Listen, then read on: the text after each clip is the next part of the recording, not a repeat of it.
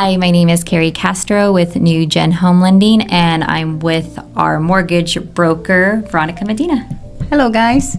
So Carrie's going to put me in the hot seat and ask me some questions.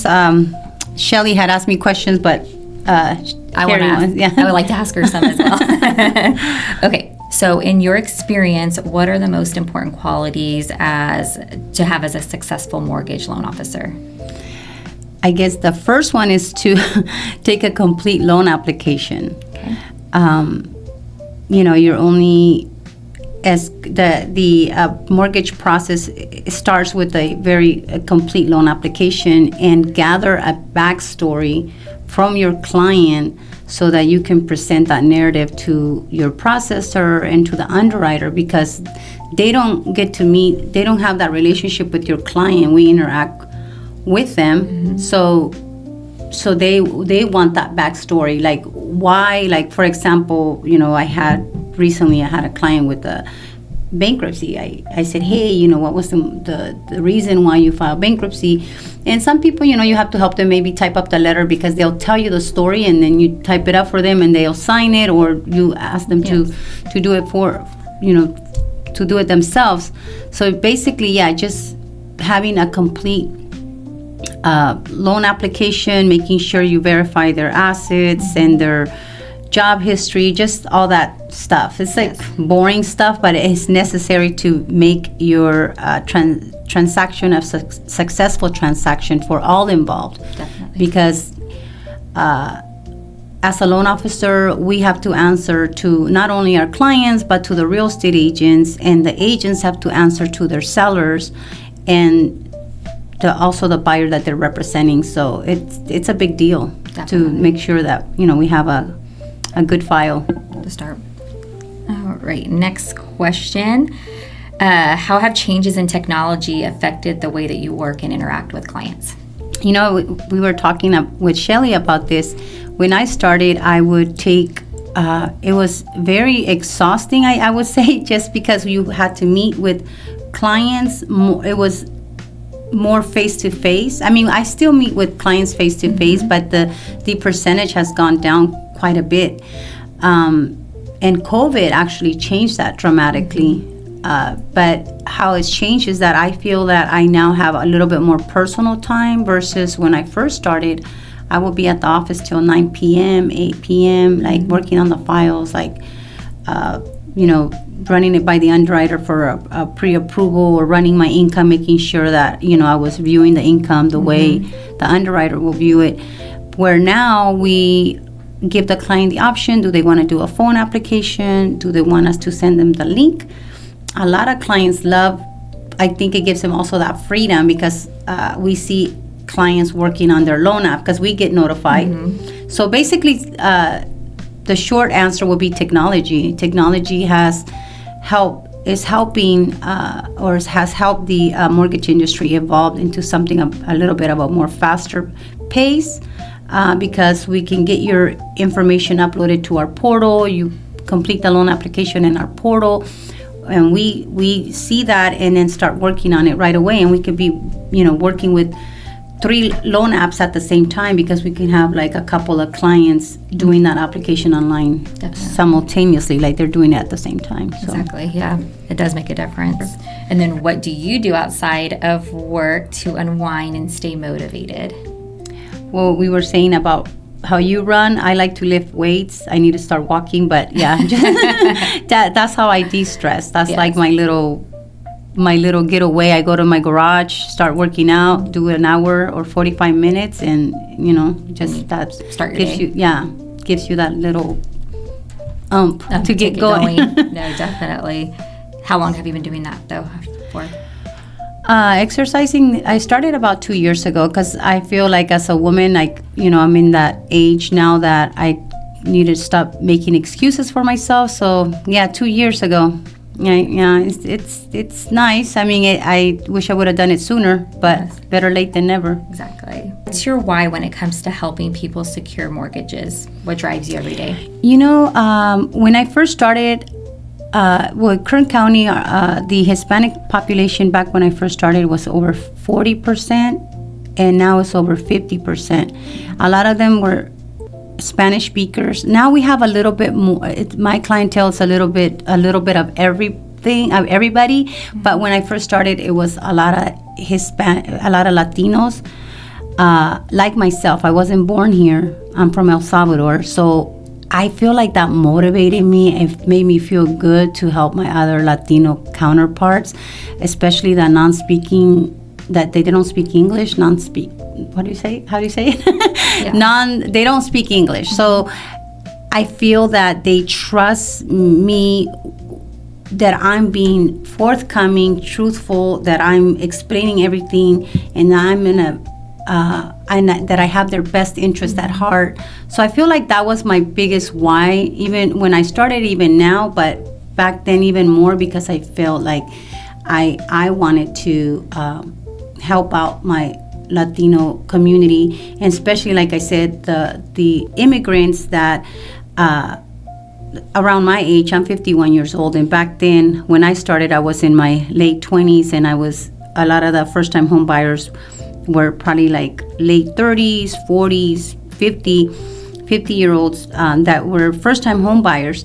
And I feel that I'm helping them create generational wealth, because they're setting an example for their children on home ownership. And so now that generation is becoming homeowners, and guess who gets to do the loan? I'm still here doing the loans for their kids. So I think it is one of my whys, just helping, like I said, a lot of the Latino community here in Kern County, and even outside of Kern County that I've worked in that LA County.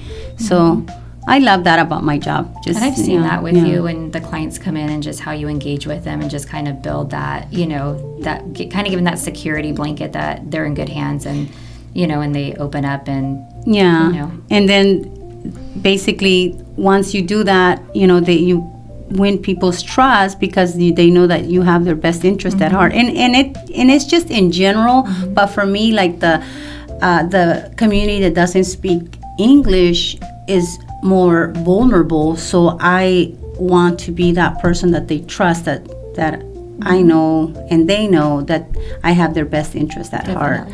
So that's one of my whys. And you do put a lot of content out for them as well, to kind of give them information on what to look out for, so they don't fall for scams. Yeah, it's crazy. Remember we ran into that, I think, was it last year? Yes. There's still like scams going on. Well, there's always scams going on, but I feel like sometimes, some of the clients or community that doesn't speak English are very vulnerable to scams, because again, they trust that person. They think that that person's going to have their best interest at heart, so then they can fall more vulnerable to scams. I can't remember what it was, but I know we ran into something. Somebody kept some money, somebody's money. EMD money, yes. Yeah. Yes. So that's my why. And like I said, now my clientele is more diverse, a little bit of everything, but that was one of my whys, because English is my second language, and I thank God that I'm able to, that I was able to learn the language, and we're in a position to help others, and especially the Latino community that doesn't speak English. No, that's good. So, looking back, what is one piece of advice you would give your younger self before starting in the mortgage industry? Oh my gosh, I guess just be resilient, because the market does what it does. It changes. Try to be conservative with your expenses. Sometimes, and I'm guilty of this myself at one point or another, sometimes we can live a lifestyle based on like a good year, but the market changes so much that one year you can be killing it, and then the next year you're like, top of ramen. You're like, what? But I guess save money when there's a good run, and then invest, like live what is it called? Like, just whatever you're preaching, live it too. Like, we're in this mortgage industry, get a couple of rentals, like invest your money. You can't go wrong. I mean, it's kind of like I see it as a forced savings. I have a few rentals myself, and I see it as a forced savings. That's how I look at it. Okay. So that's something that I would tell myself as a younger, and I wish I would have started earlier, but it's never too late to start. Now that, I'm in the broker side, work with the broker. You have so many possibilities, so many options versus with a direct lender. Everything has its place, because I used to work with a direct lender and they were wonderful. And if that's where you feel comfortable, that's great. But if you can work with a broker, on the broker side, explore that option, because I feel, for me personally, it gave me that ability to help more clients, to not lose clients to someone else because I couldn't do it because we're bound by one set of guidelines. Where being a broker, if one lender, let me give you an example. You had a file where we have one lender that had an overlay.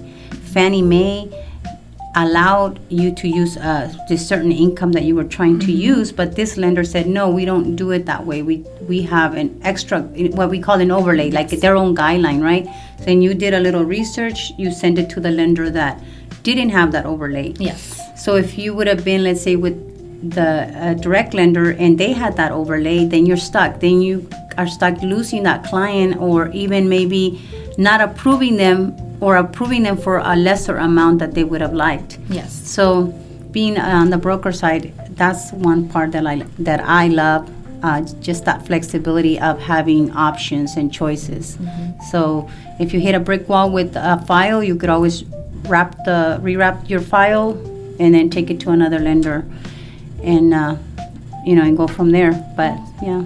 Working with a broker, invest and save, and just don't get discouraged when the market gets tough. Just keep pushing and keep hustling, keep showing up every day. Sometimes I get all dressed up and I'm like, I was like, what am I doing today? But yeah, just keep grinding. You're putting it out there in the universe. Yeah, in the universe. The universe is good. Yes, definitely. But yeah, that's it. That's what I would tell my younger self. And I think I kind of followed my own advice to an extent. I wish I would have done it earlier. But yeah, I'm all taking notes. I need to invest. That's my next goal. So yeah, that's it, guys. Okay. Well, thank you, Veronica, thanks for watching, and we'll see you next time. Okay, bye. Bye.